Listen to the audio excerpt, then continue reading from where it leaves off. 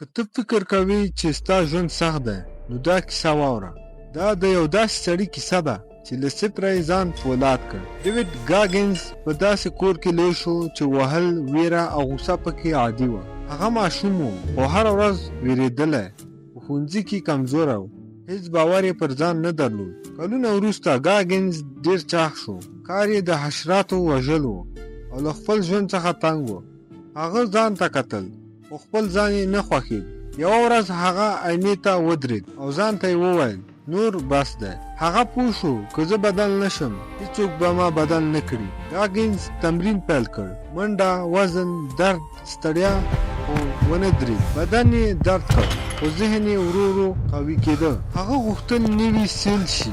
روزنه ډېره سخته وه خو ګاګنز تسلیم نه شو. هغه څو ځله ناکام شو او هر ځل بیرته ولاړ. ګاګنز وایي کله چې ته وایي نور نشم کولی، ته یوازې 40 سلنې ته رسېدلی، یعنی ته لا ډېر طاقت لري. درد ذهن قوي کوي.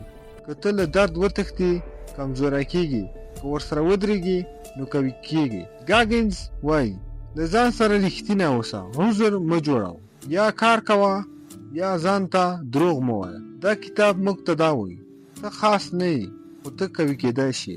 هېڅوک نه راځي چې تا وژغوري. ستا ژوند ستا مسؤلیت دی. can't hurt me یوه جمله نه ده، دا یو فکر دی. که درد تا مات نه کړي نو تا به جوړ کړي.